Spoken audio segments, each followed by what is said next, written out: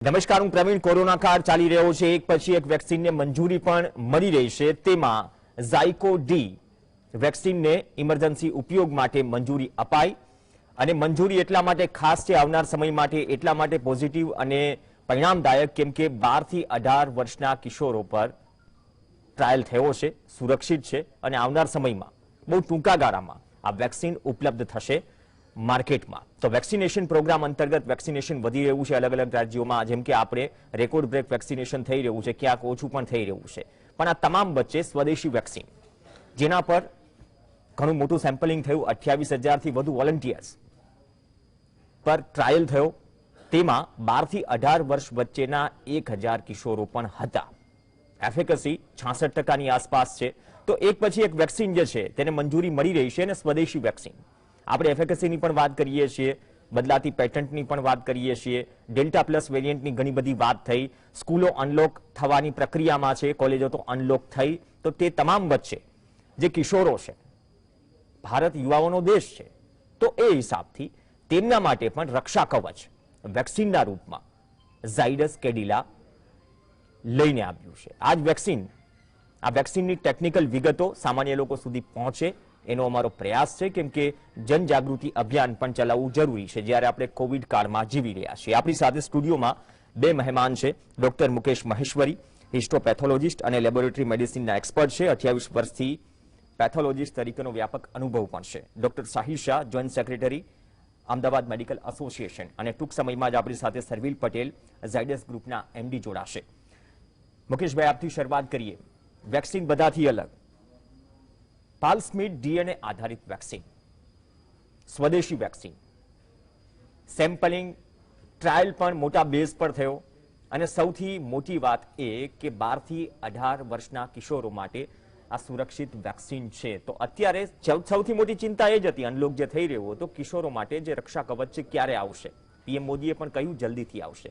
તો ટેકનિકલી આપણી પાસેથી સમજીશું કે બાકીની જે વેક્સિન, તમે Covishield, Covaxin, Sputnik, Moderna, Johnson and Johnson, તેનાથી કઈ રીતે આ વેક્સિન અલગ પડે છે અને કેટલી અસરદાર? પ્રવીણભાઈ, એક સૌથી પહેલા તો ખૂબ આનંદના સમાચાર એટલા માટે છે કે આપણી પાસે 12 થી 18નો સ્પેક્ટ્રમ સાવ ખુલ્લો હતો. એમાં એવા બાળકો છે કે જેની ઘણાની સ્કૂલ ચાલુ થઈ ગઈ છે અને ઘણાની ચાલુ થવાની છે. અને આ કિશોર વ્યવસ્થાના લોકો છે કે જેમાં અત્યારે દુનિયાભરમાં સંક્રમણના કેસ વધી રહ્યા છે, ત્યારે એમના માટે વેક્સિન આવવાનું એ આપણા માટે એક ખૂબ આવકારદાયક પગલું છે. હવે બીજી વેક્સિન કરતા કઈ રીતે અલગ છે તો આપણે એવું સમજવું પડશે કે આ ડીએનએ પ્લાઝમિડ વેક્સિન છે. પ્લાઝમિડ શું છે? તો પ્લાઝમિડ એક ડીએનએ નો જ ટુકડો છે, સર્ક્યુલર ડીએનએ હોય નાનકડું, જે નોર્મલી માણસમાં ના હોય, હ્યુમનમાં ના હોય, એ બેક્ટેરિયામાં હોય, પ્લાન્ટ્સમાં હોય, ફંગસમાં હોય. એ પ્લાઝમિડ એક એવું વાહક છે કે જેની ઉપર તમે એનો સંદેશો સેલમાં પહોંચાડી શકો. જે રીતે આપણે કોવિશિલ્ડ વેક્સિનની વાત કરીએ છીએ તો ડીએનએ વેક્ટર વેક્સિન છે. વેક્ટર એટલે શું? વાહક. તમે સીધો વાયરસના પાર્ટને અંદર નાખી નથી શકતા, એટલે વાયરસનો કોઈ ટુકડો, જીનોમ એટલે જીનેટિક મટીરિયલ તમે એની અંદર એડિનો વાયરસમાં બેસાડી જવા દો છો. એ રીતે આમાં પ્લાઝમિડનો ઉપયોગ કરી અને જીનોમિક સિક્વન્સ કે સ્પાઇક પ્રોટીનનો ભાગ અંદર જવા દેવામાં આવશે. અને આ પ્લાઝમિડની વિશેષતા હોય છે કે એને ક્રોમોઝોમની જરૂર નથી પડતી. એ ડીએનએ હોવા છતાં ક્રોમોઝોમ વગર પોતે રિપ્લિકેટ થઈ શકે છે, એટલે ડબલ થઈ શકે છે. એટલે મલ્ટિપ્લિકેશન થાય અને એ એન્ટીજેનિસિટી અંદર પ્રોડ્યુસ કરે. એટલે સ્પાઇક પ્રોટીન ધાર કે હોય તો સ્પાઇક પ્રોટીનની અગેન્સ્ટના એ એન્ટીબોડી બનાવવામાં એ મદદ કરે અને એ રીતે આ સારી છે. હવે બીજી વસ્તુ એ છે કે આ વેક્સિન ડીએનએ વેક્સિન છે, દુનિયાની પ્રથમ ડીએનએ વેક્સિન બનશે અને ભારતની સ્વદેશી વેક્સિન છે. એટલા માટે આ બહુ આપણા માટે સારા સમાચાર કહેવાય. બીજી આ વેક્સિનની 2-3 વિશેષતા ખાસ એ છે કે આ નીડલ વગર આપવાની છે. આમાં નીડલનો ઉપયોગ નથી, જેટ ઇન્જેક્ટરથી અપાશે. એટલે જે સ્કિનમાં લોકોને પંચર થવાના કે બીક લાગવાના કે પેઇનના જે છે એ પ્રોબ્લેમ સોલ્વ થઈ જશે. ત્રીજી વસ્તુ એ ખાસ એ છે કે આ વેક્સિન 2 થી 8 ડિગ્રી પર સ્ટોર થઈ શકે એવી છે, એટલે સ્ટોરેજનો પ્રોબ્લેમ નથી. અને ત્રીજી વસ્તુ કે બહુ લાંબા સમય સુધી રૂમ ટેમ્પરેચર પર રાખો તો પણ વેક્સિન ખરાબ નથી થતી. એટલે આપણા માટે ટ્રાન્સપોર્ટેશન, સ્ટોરેજ એ બધા પ્રોબ્લેમ સોલ્વ થઈ જશે. અને આપણા માટે એક આ નવો સ્પેક્ટ્રમ ખુલી રહ્યો છે. સૌથી વધારે આનંદના સમાચાર છે, કારણ કે આપણે 12 થી 18ને સુરક્ષિત કરીશું. બીજી 2 વેક્સિનની પરમિશન માગેલી છે ઓલરેડી. જોન્સને પણ પરમિશન માગી છે ટ્રાયલ કરવા માટેની, એ પણ એને 12 થી 18માં માગી છે. અને ભારત બાયોટેકની કોવાક્સિનનો 2 થી 18ની વચ્ચેનો ટ્રાયલ ચાલુ છે. એટલે જો આપણે એવું માનીએ કે ઓક્ટોબર સુધીમાં આ બધા જો ટ્રાયલ પતી જાય અને બધી જો વેક્સિન આવી જાય તો બાળકોને આપણે સુરક્ષિત કરવામાં મહદ સફળ રહીએ અને તો કોરોનાની લડાઈમાં આપણા માટે એક ખૂબ મોટું પગલું ભરાયું ગણાશે. બહુ સારી વાત કરી, કેમ કે ટેમ્પરેચર પણ ઘણી બધી વેક્સિનમાં મેટર કરે છે. ઘણી બધી વેક્સિનનો બગાડ પણ થાય છે, સમય સાથે સાથે બગાડ ઓછો પણ થયો છે. પણ મુકેશભાઈ, થોડી ટેકનિકલિટી સમજીએ. જે ફાર્મા જે ટેકનિક છે, આપણે કહ્યું કે નીડલ વગર, નીડલલેસ, આ લોકોને છે ને હજુ વેક્સિન માર્કેટમાં આવી નથી. રાઈટ. પણ અહીંથી આ ટેકનિક સાદા અને સરળ શબ્દોમાં લોકો સુધી પહોંચે તો ઘણું બધું જે ભ્રમ છે એ પણ ભાંગી જશે અને બહુ પિક્ચર ક્લિયર થઈ જશે કે ભાઈ વેક્સિન અલગ છે પણ એટલી જ સુરક્ષિત પણ છે આવનાર સમયમાં. હા, એમાં પ્રવીણભાઈ એવું છે કે આપણે નોર્મલી જે વેક્સિન આપીએ ને તો એમાં લગભગ 1.5 ઇંચથી 1.5 ઇંચની નીડલ હોય. એ આપણે સીધી પરપેન્ડિક્યુલર એટલે સીધી મારવાની હોય અને અંદર જાય એટલે ખાસું પેઇન કરે, તમને મસલની અંદર જવા દેવાની હોય અને એ બ્લડમાં ના જાય એનું ખાસ ધ્યાન રાખવું પડે. આમાં એ પ્રોબ્લેમ નહીં થાય. આ ખાલી સ્કિનની નીચે આપવાની છે, એટલે સ્કિનની નીચે જે ચરબી છે અને મસલની વચ્ચે આ જશે અને એમાં એનું એક જેક ઇન્જેક્ટર નામનું એક આપણે ઇન્સ્ટ્રુમેન્ટ ટાઈપનું હોય મશીન. હા, એની અંદર ભરી અને પછી જેવી તમે સ્કિન પર લગાવો એટલે ઓટોમેટિકલી સ્કિનને પિયર્સ કરીને જતું રહે, એટલે બિલકુલ મિનિમમ પેઇન અથવા નો પેઇન કહી શકાય એવામાં જાય અને સ્કિનની નીચે જાય એટલે તમારી બ્લડની અંદર મિક્સ થઈ જવાના કે કોઈ જગ્યાએ ચકામું થવાના કે એ બધા ચાન્સીસ બહુ મિનિમમ થઈ જાય. ચડી જવો અથવા તો હાથ ભારે એ બધી વસ્તુઓની તકલીફથી આપણે ચોક્કસથી બચી શકાશે. અને સેફટીના ટ્રાયલ પહેલા ફેઝમાં એ લોકોએ લગભગ 1000 પર કર્યો હતો, બીજા ફેઝમાં 1000 પર કર્યો છે, એટલે 2000માં સંપૂર્ણ સેફ રહી છે વેક્સિન. એટલે બીજી વેક્સિનની જેમ સેફટીનો કોઈ જ ઇસ્યુ નથી. એફિકસી 66%, એ તો આપણે ટોટલમાં આપણે ગણીએ છીએ, પણ તું ત્રીજો ડોઝ આપ્યા પછી ડેથની શક્યતા 0 કરે છે એવો પણ એમનો લોકોનો સર્વે છે. એટલે એ રીતે પણ બહુ જ એફિકસી સારી છે વેક્સિન માટે. ઓકે, 3 ડોઝની વેક્સિન. ડોક્ટર સાહિલ શાહ, જે સ્પેક્ટ્રમની જે વાત કરી એ આપણા માટે ચિંતાનો પણ વિષય હતો. આપણે જાણીએ છીએ ઘણા બધા કેસીસ આવ્યા કે વેક્સિન લીધા પછી પર જો પેરેન્ટે મતલબ વેક્સિન લીધી હોય છતાં પણ ઇન્ફેક્ટેડ થયા છે, ઇન્ફેક્શન ઓછું ફેલાવે. પણ બાળકોની સુરક્ષા સૌથી પહેલા એ ઘરમાં છે, કેમ કે ત્રીજી લહેરની આશંકા એવી હતી કે ત્રીજી લહેરમાં બાળકો પણ ઝપેટમાં આવશે, તો આપણી પણ જવાબદારી વધી ગઈ. સાયન્ટિસ્ટના જે કામ કરી રહ્યા હતા ગતિ વધારી, તો એ હિસાબથી જે સ્પેક્ટ્રમ ખાલી હતો એના માટે કવચ મળ્યું, મોટી રાહતની વાત અને દુનિયામાં પણ સંદેશ જશે. પ્રવીણભાઈ, આજના આપણા ભારત માટે સુવર્ણ અક્ષરે લખાશે. એક ખૂબ સારો દિવસ છે કે જ્યારે ભારતની પ્રથમ સ્વદેશી વેક્સિન લોન્ચ થઈ છે અને સૌ પ્રથમ વિશ્વની ડીએનએ પ્લાઝમિડ વેક્સિન છે. જેમ સાહેબે પ્લાઝમિડ શું છે આખું સમજાવી દીધું છે. ખાસ વાત એ છે કે આ વેક્સિનના ટ્રાયલ 28,000થી વધારે લોકો ઉપર કરવામાં આવેલા અને પછી એને માર્કેટમાં બહાર રિલીઝ કરવામાં આવી છે. અત્યારે ઇમરજન્સી યુઝમાં પરમિશન છે અને સપ્ટેમ્બર ઓક્ટોબર મહિનાથી એને યુઝ કરવામાં આપી દેવામાં આવશે. ખૂબ મોટી વાત એ છે કે આમાં 12 થી 18 વર્ષની વયના લોકોને બી સમય લેવામાં આવ્યા છે, એટલે કે મેક્સિમમ આપણા ભારતના જે ટીનેજર્સ છે આમાં સમય જશે અને એ લોકોને બી આપણે વેક્સિનેટ કરી શકીશું. કેમ કે હમણાં 2 દિવસ પહેલા જ આપણે ડિબેટમાં વાત કરતા હતા કે 0 to 18 યર્સ સુધીના લોકો માટે આપણે કોઈ વેક્સિન નથી, પણ હવે સારા સમાચાર છે કે વેક્સિન આવી ગઈ છે. એટલે ત્રીજી વેવ આવે એની પહેલા સારામાં સારું 12 થી 18 વર્ષની વયના લોકોનું વેક્સિનેશન થાય અને લોકો સુધી આ પહોંચે તો એ ખૂબ સારી બાબત રહેશે. આના 3 ડોઝ છે. તમારો પહેલો ડોઝ તમે લીધા પછી બીજો ડોઝ 28મા દિવસે છે ને ત્રીજો ડોઝ 56મા દિવસે લેવાનો રહેતો હોય છે. અને આ ઇન્ટ્રાડર્મલ વેક્સિન છે. જેમ સાહેબે આગળ સમજાવ્યું કે એમાં કોઈ જાતનું પેઇન નથી થતું અને તમે ઇઝીલી એને એડમિનિસ્ટર કરી શકો છો અને પ્લસ સ્ટોરેજનો બી આમાં કોઈ એટલો બધો પ્રોબ્લેમ નથી રહેતો. જે ફાઇઝર ને મોડર્નાની વેક્સિનમાં આપણે કહેતા હતા કે -ડિગ્રીમાં રાખવા પડતા હોય, આમાં 2 to 8 ડિગ્રી સેલ્સિયસ આપણે રાખી શકીએ છીએ. એટલે ઇઝી ટ્રાન્સપોર્ટ છે અને સારી એવી માત્રામાં આઈ ગેસ ઝાયકોવિડ આવશે અને આપણે વધારેમાં વધારે લોકોને વેક્સિનેટ કરી શકીશું. તો મુકેશભાઈ, એ જ સૌથી મોટું ટ્રાન્સપોર્ટેશનની આપણે ખબર છે શરૂઆતથી ટ્રાન્સપોર્ટેશનમાં ઘણી વખત બહુ લેટ થાય. ઓક્સિજનની વાત તો અલગ છે, પણ વેક્સિનેશનમાં પણ ઘણા સેન્ટર્સ પર સમયસર વેક્સિન ન પહોંચે, જથ્થાનો વાત છે. તો એક તો ખર્ચ, પહેલી વાત એ ખર્ચ ઘટી જશે. આપણે અમુક જગ્યાએ આપણે જાણીએ છીએ કે પીએચસી સીએચસી કે જ્યાં સેન્ટર છે આપણે અમુક ફ્રીજો વસાવવા પડ્યા. તો બેઝિક જે રિક્વાયરમેન્ટ છે એ આ વેક્સિનની એ પ્રકારની છે કે તમે બહુ ઝડપથી વેક્સિનેશન કરી શકશો અને મેક્સિમમ જે રીતે સેમ્પલ સર્વે મોટો થયો એ જ રીતે સેન્ટર્સ પણ વધારી શકશો. કેમ કે ઘણા બધા ઇન્ટરનલ સ્પોટ એવા છે કે તમારે 18 કે 20 કિલોમીટર સુધી પણ જવું પડે, તો એ બેરિયર તૂટી જશે. બિલકુલ સાચી વાત કહી પ્રવીણભાઈ તમે, કારણ કે ટ્રાન્સપોર્ટેશન અને સ્ટોરેજ બહુ મહત્વની વસ્તુ હોય છે વેક્સિનેશન માટે. આપણે ત્યાં નાના અંતરિયાળ ગામો હોય છે, ત્યાં ઘણીવાર ઇલેક્ટ્રિસિટી ફેલરના બી ચાન્સીસ હોય છે, પ્રોપર ફ્રીજ પણ નથી હોતા. ત્યારે આપણે સામાન્ય જે ઘરમાં વાપરતા એવા ફ્રીજમાં પણ આ વેક્સિનને સ્ટોર કરી શકાય એવી છે. એટલે સ્ટોરેજનો મોટો પ્રોબ્લેમ સોલ્વ થઈ જશે. બીજું, જેટલી વેક્સિન આવે બધી વેલકમ એટલા માટે છે કે આપણે અત્યારે વેક્સિનની શોર્ટેજનો અનુભવ કરી રહ્યા છીએ. ત્યારે જેટલી બી વેક્સિન આવે બધી વેલકમ છે. અને ખાસ આપણે અત્યારે ચર્ચા કરીએ બધી 12 થી 18માં ઇફેક્ટિવ છે, એટલા માટે આ વધારે સારી વેક્સિન આપણે એક નવું સંશોધન છે આપણા માટે કામ આવશે. એક નવી વાત હું તમને કહેવા માંગુ છું કે આ ડીએનએ વેક્સિનનો ફાયદો શું હોય છે.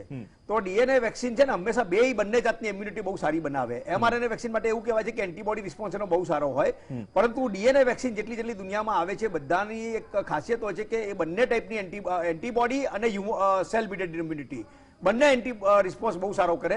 એટલે લોંગ ટાઈમ સુધી ઇફેક્ટ એની બહુ સારી રહે. કારણ કે શરૂઆતમાં એન્ટીબોડી તમને 2-4 મહિના પ્રોટેક્શન આપે, પછી એન્ટીબોડી ધીમે ધીમે ફેડ થતા જાય. પરંતુ ત્યારે જે ટી સેલ છે, જે મેમરી સેલ બનીને અંદર ગયા છે, એ બીજી વાર જ્યારે વાયરસનું સંક્રમણ થાય અથવા તમારી પર હુમલો થાય ત્યારે તમને બચાવેલી એ જે સેલ મીડિયેટેડ ઇમ્યુનિટી છે ડીએનએ વેક્સિનમાં બહુ સારી હોય છે. એ કોવિશિલ્ડમાં પ્રૂવ થયેલું છે. એટલે એ માટે પણ આ વેક્સિન સારી છે. અને ખાસ તમે કહ્યું એ પ્રમાણે કે જ્યારે આટલો મોટો દેશ હોય, 130 કરોડની વસ્તી હોય, નાના નાના ગામોમાં વસ્તી રહેતી હોય, ત્યારે દરેક માણસ સુધી વેક્સિન પહોંચાડવી અને ટેમ્પરેચર મેન્ટેન રાખવું એ ખૂબ અઘરો વિષય છે. જ્યારે -ડિગ્રી લઈ જવાની હોય ત્યારે તો ચોક્કસથી એ ખૂબ અઘરો બની જાય. એના માટે પહેલા વેક્સિનના વાયલ પર બી એ લોકો એવી સિસ્ટમ મૂકતા હતા કે જેનો કલર ચેન્જ થાય તો ખબર પડે, પણ આ વખતે એવું નથી કર્યું. ત્યારે ખાસ કરીને આ વેક્સિનની મહત્વતા એટલા માટે વધી જાય છે કે આમાં સ્ટોરેજનો મોટો ઇસ્યુ નહીં થાય, ટ્રાન્સપોર્ટેશનનો મોટો ઇસ્યુ નહીં થાય. અને 28,000 થી વધુ વોલેન્ટિયર્સ, સાહિલભાઈ.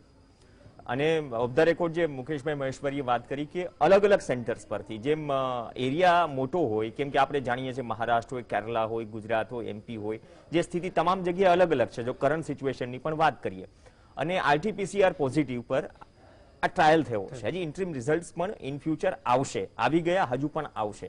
તો એ ઘણો બધો મેટર કરે છે, કેમ કે સેકન્ડ વેવમાં આપણે જોયું અપ્સ એન્ડ ડાઉન ઘણા જોયા વિસ્તાર પ્રમાણે.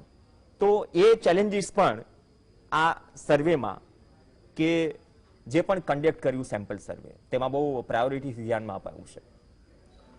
આ જે ટ્રાયલ આ લોકોએ જે ઝાયકોવિડનો કર્યો છે એ 28,000થી વધારે લોકો ઉપર કરવામાં આવ્યો છે. 50થી વધારે સેન્ટર ઉપર કરવામાં આવ્યો છે. અને એમાં બી 1000 ઉપરથી બાળકો પર કરવામાં આવ્યો છે, જે 12 થી 18 વર્ષની ઉંમરમાં છે. અને આની એફિકસી અરાઉન્ડ 66.66% જેવી પ્રૂવ થઈ છે. એટલે ચોક્કસ આ ફાયદાકારક છે. અને આપણે લોકોને અહીંથી આપણે જણાવવા માંગીએ કે ભાઈ આગળ આવે સ્વયંભૂ અને એમના બાળકોને વેક્સિનેટ કરાવે. વાલીઓને નમ્ર વિનંતી છે કે જેવી વેક્સિન આવે એવું ચોક્કસ આગળ આવે, કોઈ ગભરાવાની જરૂર નથી. અને આના પૂરેપૂરા રિઝલ્ટ બહાર આવી ચૂક્યા છે, એટલે સારી વસ્તુ છે. અને નજીકના સમયમાં ઉપલબ્ધ થાય, વધારેમાં વધારે બાળકો વેક્સિનેટ થાય, તો જે શિક્ષણ કાર્યમાં બી જે અડચણો આવી રહી છે એ ચોક્કસ ઓફલાઈન મોડમાં બી સ્કૂલ ચાલુ થઈ શકે અને વધારેમાં વધારે આપણું યુવાધન વેક્સિનેટ થશે. અને કેમ કે મુકેશભાઈ, પરિસ્થિતિ એ છે ને કે અત્યારે ચલો શાળાઓ અમુક અનલોક થઈ, પણ એમાં પણ પેરેન્ટ્સની સહમતિ જરૂરી છે. જો એને વાંધો ન હોય તો ઓફલાઈન ઓનલાઈન શિક્ષણ બંને ચાલી રહ્યું છે, અને શહેરી શાળા પણ ચાલી રહી છે, શિક્ષકો જઈ રહ્યા છે. તો મેઇનલી જે નાના સેન્ટર પર જે શિક્ષકોને નોર્મલી કામ સોંપાય છે, વસ્તી ગણતરીથી લઈને ક્લાઇમેટના કોઈ ઇસ્યુ હોય તેમાં, તો એ પ્રકારનો પ્લાનિંગ પણ કદાચ નથી લાગતું કે અત્યારથી ચાલુ થઈ ગયો હશે એ પ્રકારે. કેમ કે મેક્સિમમ જે સ્ટુડન્ટ્સ છે એને સ્કૂલમાં અથવા નજીકના સેન્ટરમાં ઇઝી અવેલેબલ, આપણી પાસે વિકલ્પ છે, જે વેક્સિન ઇઝી અવેલેબલ થાય. જો આપણી પાસે સ્ટોક જે પ્રમાણે ફટાફટ આવશે તો કદાચ નાના સેન્ટરના બેઝથી આનો વિસ્તાર વધારાશે. 1 જુલાઈએ ઝાયડસે પરમિશન માંગી હતી અને 20મી ઓગસ્ટે એને પરમિશન મળી છે. એટલે હવે સરકારની જવાબદારી બને છે, તંત્રની જવાબદારી બને છે કે આ વેક્સિનને પ્રોપરલી બાળકો સુધી પહોંચાડવામાં આવે. આપણી ચેનલ થકી હું સરકારને એક વિનંતી કરવા માંગુ છું કે આ વેક્સિનનો જેટલો બને યુટિલાઇઝેશન બાળકોમાં કરવામાં આવે.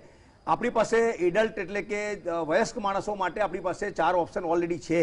આપણી પાસે કોવાક્સિન છે, આપણી પાસે કોવિશિલ્ડ છે, સ્પુતનિક છે અને મોડર્નાને પરમિશન આપેલી છે. આપણે જોન્સને બી પરમિશન આપી છે. તો 5 વેક્સિન જ્યારે તમારી પાસે એડલ્ટને આપવા માટે હોય તો બાળકો માટે જો પહેલી વેક્સિન હોય તો આપણે બાળકો માટે જેનો ઉપયોગ કરવો જોઈએ હું સ્પષ્ટપણે માનું છું. જેથી જે 12 થી 18ના બાળકો જે સ્કૂલે જવાના છે અથવા કોઈ સ્કૂલે જઈ રહ્યા છે એ લોકોને એક પ્રોટેક્શન મળે. કારણ કે મોટાભાગના વાલીઓ બહુ ચિંતિત છે અત્યારે. અને નવા કિસ્સા તમે હમણાં બોલ્યા કે 5 વર્ષના બાળકનું મોત થઈ ગયું. એટલે આવા બધા સમાચારો દૂર દૂરથી આવી રહ્યા છે. ગઈકાલે હું ફ્રાન્સનો ડેટા વાંચતો હતો. ફ્રાન્સના ડેટામાં એવું આવ્યું છે કે ત્યાં જે નવા સંક્રમણના કેસ છે એમાં સૌથી વધારે કેસ 20 થી 29 વચ્ચેના છે. એટલે આ ખૂબ ચિંતાજનક વસ્તુ છે. આપણે ત્યાં સ્કૂલ ખોલી નાખીએ, આપણે અનલોક થઈ ગયું, તહેવારો આવી રહ્યા છે અને એવામાં જો બાળકોમાં સંક્રમણ થાય તો આપણા માટે ચોક્કસ ત્રીજી વેવ આવી જાય, અને ત્રીજી વેવ આવે તો પછી એમાં એવું છે કે ડેલ્ટા વાયરસ જો આપણે ત્યાં આમ તો બીજા વેવમાં આવી ગયો છે એટલે આપણને બહુ ચિંતા એટલી બધી નથી, પરંતુ ડેલ્ટા વાયરસમાં નવા ચેન્જીસ આવે, કોઈ નવા મ્યુટેશન આવે અને આ વેક્સિનની એફિકસી ઘટે તો આપણા માટે ચોક્કસ ચિંતાનો વિષય બને. હવે આ ઝાયડસની વેક્સિનમાં અને કોવિશિલ્ડ બંને વેક્સિનમાં એક બીજી વિશેષતા છે કે આ બંને વેક્સિન જીનેટિકલી એન્જિનિયરિંગ વેક્સિન છે. આ બધું હવે નવી ટેકનોલોજી છે એટલે આ વેક્સિનને બદલી શકાય છે. એટલે જો આપણને ખબર પડે જીનોમિક સિક્વન્સિંગ થ્રુ કે ભાઈ આમાં કોઈ નવો વેરિયન્ટ આવ્યો છે તો નવા વેરિયન્ટના જીનોમને લઈ અને આ વેક્સિનને ચેન્જ કરી શકાય અને તરત ચેન્જ કરી શકાય 3 થી 4 અઠવાડિયામાં. અપગ્રેડ થઈ હા, શકે, તરત જ થઈ શકશે. એટલે એ ટ્વીક કરવાની જે વાત છે એ થઈ શકે એવી છે. એટલે એક આ મોટો એડવાન્ટેજ છે જીનેટિક એન્જિનિયર વેક્સિનનો. ચલો આપણે ઘણી વખત વાત કરીએ છીએ સાહિલભાઈ કે એન્ટીબોડી અને વાત કરી એફિકેસીની, તો આ બંને છે ને અત્યારે લોકો પાસે વિકલ્પ છે સામે, એ પણ એક બહુ પોઝિટિવ એક બહુ મોટો પ્લસ પોઈન્ટ છે કે પહેલા વિકલ્પ નહોતા. ચલો કોવિશિલ્ડ તો કોવિશિલ્ડ, ક્યાંક કોવેક્સિન તો કોવેક્સિન, તો હવે સિંગલ ડોઝ પણ ધીમે ધીમે આવી રહ્યા છે, નોઝલ વેક્સિનની પણ ચર્ચાઓ થઈ રહી છે, એ બધું ચાલતું રહેશે. પણ ગતિ વધારવાની જે વાત છે વેક્સિનેશનની, કેમ કે અત્યારે મેઇન ફોકસ અત્યારે એ જ છે કે આપણે રૂટીન લાઈફમાં આવવું હોય તો પહેલો ઓપ્શન એ છે કે વેક્સિનેશન જલ્દી ફટાફટ જેટલું થાય, આપણી પાસે સ્ટોક છે એ ફટાફટ વેક્સિન પ્રમાણે લાગતો રહે. તો વિકલ્પ વધ્યા, જવાબદારી અને કામ પણ વધશે ગતિથી કરવા માટે. આમ તો જઈ રહ્યા છીએ 5 લાખ, ક્યારેક 6 લાખ, ક્યારેક 7 લાખ, પણ ક્યારેક 2-2.5 લાખ પણ આવી જાય છે. તો એ સ્થિતિ છે, એ ધીમે ધીમે માનો છો કે વિકલ્પ સાથે એ પણ પેરેલલ આવી જશે? વેક્સિનેશનની ગતિમાં ચોક્કસ સુધારો આવ્યો છે. આજથી 1-2 મહિના પહેલા આપણે જ્યારે ડિબેટ કરેલી ત્યારે એની ગતિ ખૂબ ધીમી હતી. અત્યારે પ્રોપર ચેનલાઇઝેશન થયું હોય એવું લાગી રહ્યું છે. વધારમાં વધારે લોકો બી સામે ચાલીને બહાર આવી રહ્યા છે, એટલે વેક્સિનેશન સુચારિત રીતે ચાલી રહ્યું છે અત્યારે એવું આપણે માની શકીએ. સાથે સાથે નવી વેક્સિનની પરમિશન આવી રહી છે, એ ખૂબ સારી બાબત છે. સપ્ટેમ્બર મહિનામાં સ્પુતનિક લાઇટને બી પરમિશન મળે એવી પૂરેપૂરી સંભાવના રહેલી છે. એટલે આગામી સમયમાં કોવિશિલ્ડ, કોવેક્સિન છે, ઝાયકોવિડ છે, સ્પુતનિક છે, મોડર્નાને પરમિશન છે, જોન્સન એન્ડ જોન્સન, આટલી બધી રસીઓ હોવા સાથે આપણે એક પ્રોપર ચેનલાઇઝેશન કરવું પડે. એક ટાસ્ક ફોર્સનું ગઠન તો થયેલું જ છે, પણ એ ડે ટુ ડે મોનિટરિંગ કરે, ફોલો અપ લે અને દિવસના અંતે એક બી વાયલ બગડે નહીં, કે વાયલમાં રહેલી એક બી બૂંદ બગડે નહીં. વધારેમાં વધારે લોકોને વેક્સિનેશન આપે. જરૂર પડે તો એક વેક્સિનેશન પર્વ ઉજવે, જેમ વાઇબ્રન્ટ ગુજરાત આપણે ઉજવીએ છીએ. 21 જૂને ઉજવ્યું ને, એ ઉજવ્યું એવું આપણે તમે 10 દિવસ 15 દિવસ એટલે રોજે રોજ થતી રહેવી જોઈએ, એવી રોજે રોજ થતી રહેવી જોઈએ, મહિનાઓ સુધી થતી રહે તો ચોક્કસ. અને સરકાર પૂરી રીતે સંવેદનશીલ છે આ બાબત માટે, અને એ લોકોની ઈચ્છા શક્તિ બી છે. સાથે સાથે લોકો સામે તૈયાર છે કે ભાઈ અમારે વેક્સિન જોઈએ છે. એટલે આ બધી જ વસ્તુનું સમન્વય થાય આખા ભારતભરમાં તો ચોક્કસ આ એક સારી રીતે આપણે 31 ડિસેમ્બર સુધીમાં વધારેમાં વધારે લોકોનું વેક્સિનેશન કરાવીએ અને વહેલી તકે આપણે કોવિડ ફ્રી દેશમાં આવી જઈએ એવી મારી ઈચ્છા છે. ઓકે, ચાલો મુકેશભાઈ, વાત એ છે ને કે હવે આંકડાઓ પણ ઇમ્પ્રુવ થતા દેખાશે. ચલો 1 કરોડની આસપાસ આપણે ડબલ ડોઝ લઈ લીધા છે, એ 1 કરોડની આસપાસ આંકડો છે ડબલ ડોઝ જેના કમ્પ્લીટ થઈ ગયા છે. તો એક વર્ગ 12 થી 18 વચ્ચેનો પણ છે, તેની પણ વસ્તી અલગ છે, તે અત્યાર સુધી કાઉન્ટ નહોતો થતો. એટલે હવે થોડા આંકડાઓ પણ ઇમ્પ્રેસિવ લાગશે જો સમયસર ઝાયકો ડી માર્કેટમાં આવી જશે, સ્ટોક આવી જશે, તો એ જે આંકડો છે બહુ મોટો અસર કરશે, ઇમ્પેક્ટ પણ દેખાશે કે નહીં ગુજરાતમાં વેક્સિનેશનનો આંકડો આપણે અત્યાર સુધી જે જોયો એના કરતા ઘણો ઉપર જશે. ચોક્કસ જશે પ્રવીણભાઈ, કારણ કે સ્પુતનિક લાઇટ સપ્ટેમ્બરમાં આવવાની છે, એને પરમિશન લગભગ મળી જશે સપ્ટેમ્બર મહિનામાં. બીજું જોન્સનને આપણે પરમિશન આપી દીધી, એના પણ કોઈ ડોઝ આવશે. સ્પુતનિક જે ઇન્ડિયામાં બની રહી છે એની મોટાભાગની બેચો એક્ઝામિનેશન માટે જતી રહી છે, એટલે એ પણ વેક્સિન આવી જશે. એટલે અત્યાર સુધી જે આપણે પેલું 50-60 લાખ પર આખા દેશની વેક્સિન અટકી જતી હતી, હમણાં તમે છેલ્લા દિવસોમાં જુઓ 88 લાખ સુધી આપણે પહોંચ્યા છીએ. અને હું એવું માનું છું કે ટૂંક સમયમાં આપણે 1 કરોડના આંકડાને ટચ કરી જઈશું. અને 1 કરોડનો આંકડા જો આપણે ટચ કરીશું તો ચોક્કસથી આપણે ડિસેમ્બર તો નહીં પણ જાન્યુઆરી ફેબ્રુઆરી સુધી આપણા મોટાભાગના લોકોને સિંગલ ડોઝ તો આપી દઈશું. ગુજરાતમાં આવી પોઝિશન છે કે ગુજરાતમાં 4 કરોડ 10 લાખ લોકોને ટોટલ વેક્સિનેશન થયું છે, એમાંથી લગભગ 1 કરોડ લોકોને 2 ડોઝ મળ્યા છે, લગભગ 20% જેવું થાય. અને 60% આપણા જે એલિજિબલ લોકો છે 4.90 અત્યારે 12 થી 18 છોડીને, તો એ પણ 60% લોકોને એક સિંગલ ડોઝ મળેલો છે. તો એવી આપણે આશા રાખીએ કે ડિસેમ્બર સુધી આપણા 4.90 બધા જ લોકોને સિંગલ ડોઝ મળી જાય, 50% જેવાને ડબલ ડોઝ મળી જાય, તો આપણી જે ફાઇટ છે એ વધારે સુદૃઢ બનશે. એનું કારણ એ છે કે જેટલા બી ડેટા આવે છે એમાં બધામાં એવું છે કે સિંગલ ડોઝ લીધો હોય તો પ્રોટેક્શન 30 થી 50% જેટલું હોય છે, અને ડબલ ડોઝ લીધા પછી આ જ પ્રોટેક્શન 50 થી 70% જેટલું થઈ જાય છે. એટલે ડબલ ડોઝ લીધેલામાં સિરિયસ ઇલનેસ નથી, ડેથ નથી થતા, હોસ્પિટલાઇઝેશનની જરૂર નથી પડતી, એટલે ડબલ ડોઝ લઈ અને લોકોને સુરક્ષિત કરવા એ સરકારની પ્રાયોરિટી છે અને એ પ્રમાણે આગળ આપણે ચાલી પણ રહ્યા છે અને ગુજરાત બીજા બધા રાજ્યોની કમ્પેરિઝનમાં ઘણું આગળ ચાલી રહ્યું છે. એટલે આપણે એવું આશા રાખીએ કે ગુજરાત સરકાર એની જે આ મુહિમ છે એને વધારે સારી રીતે આગળ ધપાવે. આપણી પાસે 5500 જેટલા વેક્સિનેશન સેન્ટર છે ગુજરાતમાં. એ 5500 ને આપણે એક્ટિવ બનાવી અને ત્યાં મેક્સિમમ જેટલું યુટિલાઇઝેશન કરી શકીએ તો આપણે, હું એવું માનું છું કે રોજ આરામથી 7-8 લાખ લોકોને વેક્સિનેટ કરી શકીએ એમ છીએ. કદાચ 10 લાખ સુધી પણ લઈ જઈ શકીએ આપણે વેક્સિનેશનને, અને તો આપણો ટાર્ગેટ પૂરો થશે. બીજી ખાસ વસ્તુ એ છે કે આપણો દેશ જ એક એવો છે કે જેની પાસે આટલી વેરાયટીની વેક્સિન છે. આપણી પાસે mRNA વેક્સિન છે, આપણી પાસે સિંગલ ડોઝ વેક્સિન છે, આપણી પાસે ડબલ ડોઝ વેક્સિન છે, આપણી પાસે ટ્રિપલ ડોઝ વેક્સિન છે અને આપણી પાસે વેરાયટી ઓફ વેક્સિન છે. બીજી એક વસ્તુ છે, ઝાયડસે આ જ વેક્સિનની ડબલ ડોઝ માટેની બી પરમિશન માંગી દીધેલી છે અને એમાં ICMR એમને કહ્યું છે કે અમને વધારે ડેટા આપો. એટલે હું એવું માનું છું કે મહિના 2 મહિનામાં એ પણ કદાચ ડબલ ડોઝ વાળી વેક્સિન આવી જાય. જો જે 3 ડોઝનો જે કન્સેપ્ટ લોકોને જો ઘણા અનુકૂળ ના લાગતો હોય એ ડબલ ડોઝ વાળી પણ લઈ શકશે. પરંતુ ટ્રિપલ ડોઝ લેવામાં કોઈ વાંધો એટલા માટે ના હોવો જોઈએ કે અત્યારે દુનિયાના ઘણા બધા દેશોમાં બુસ્ટર ડોઝ આપવાની ચર્ચા ચાલુ થઈ ચૂકી છે. એટલે અમે લોકો જે ધારો કે અમે લોકો પહેલા મહિનામાં 2 ડોઝ લેતા હતા, અમારો તો 2-3 મહિનામાં બુસ્ટર ડોઝનો ટાઈમ આવી જશે. એટલે 3 ડોઝ લેવામાં અને જો તમને ઇફેક્ટ મળતી હોય તો કોઈ વાંધો ના હોવો જોઈએ મારી દ્રષ્ટિએ. ચલો, બહુ સારી વાત કરીએ. સાથે સાથે તમામ વેક્સિનેશન સેન્ટર પર જે આરોગ્ય કર્મીઓ ઘટી રહ્યા છે તેની પણ ભરતી થાય, મશીનરી કામને લાગે, અપેક્ષા રાખીએ. મુકેશભાઈ, કદાચ આ એક મને અચાનક જ સવાલ દિમાગમાં આવી ગયો. કદાચ કોઈને એવો સવાલ દિમાગમાં આવે કે 17-17.5 વર્ષનો છે એ વ્યક્તિ, મતલબ કે આ વેક્સિનમાં ઝાયકો ડી માં એલિજિબલ છે, એના માટે વેક્સિન છે. 6 મહિના પછી તમે જે બુસ્ટર ડોઝ વાળી વાત કરી, 3 ડોઝમાંથી 2 ડોઝ પણ થશે ઇન ફ્યુચર, તો 18 વર્ષ બાદના ઓપ્શન પણ ઘણા છે. તો એ કન્ફ્યુઝન કઈ રીતે બહુ સારા શબ્દોમાં દૂર કરી શકાય? કદાચ કોઈને સવાલ થયો કે મારે, હું એલિજિબલ છું આ વેક્સિનમાં, 18 વર્ષની ઉંમર થઈ જશે 6 મહિના પછી, ધેન મારી પાસે બીજા બધા ઓપ્શન છે, તો હું આ લઉં કે આ લઉં? હા, એમાં આપણે પછી મિક્સ એન્ડ મેચનો પ્રિન્સિપલ જોવો પડશે. ઘણા બધા લોકો એવા છે કે જે લોકો અહીંયા આપણી કોવિશિલ્ડ કે કોવાક્સિન લીધી હતી અને એ લોકો US ને UK ગયા છે ને ત્યાં જઈને એ લોકો mRNA વેક્સિન લીધી છે અને કોઈ પણ રીતની એમને સાઈડ ઇફેક્ટ નથી જોવા મળી અને એમને એન્ટીબોડીના લેવલ ખૂબ સારા જોવા મળ્યા છે. એટલે કદાચ કોઈ કે અત્યારે 17.5 વર્ષનો હોય, તમારા કહેવા પ્રમાણે 3 મહિનામાં ઝાયકોવ-ડીના 3 ડોઝ લઈ લે અને 18 વર્ષ પછી કદાચ બુસ્ટર ડોઝ લેવાનો વારો આવે તો એ બીજી વેક્સિન લઈ શકે છે. કારણ કે આમાં અત્યાર સુધી જેટલા બી ટ્રાયલ mRNA DNA ના થયા કે હોલ ડેડ વાયરસ વેક્સિન અને DNA ના થયા, એમાં મિક્સ એન્ડ મેચમાં કોઈ જગ્યાએ ઇશ્યુ થયો નથી. એટલે આપણે એવી આશા રાખીએ કે આ વેક્સિન પણ મિક્સ એન્ડ મેચમાં સક્સેસફુલ થશે. ઓકે સાહિલ શાહ, આ થયું ને કે કોવેક્સિન લીધી છે તો કોવિશિલ્ડ હમણાં એ પણ ચાલી રહ્યું છે કે પહેલો ડોઝ લીધો, સેકન્ડ ડોઝ બીજી વેક્સિનનો. મતલબ કે આપણે એ સ્ટેજ પર આવી ચૂક્યા છીએ કે થોડું પિક્ચર ક્લિયર થઈ રહ્યું છે અને એ થોડી ધારણા પણ ભાંગી રહી છે. ઘણી પહેલા એવું હતું ને કે ચલો એક કોવેક્સિન લીધી મેં પહેલો ડોઝ, તો મારે સેકન્ડ ડોઝ પણ કોવેક્સિન લેવાનો છે. તો એના ઉપર પણ મહેનત ચાલી રહી છે, એસેસમેન્ટ આવી રહ્યું છે.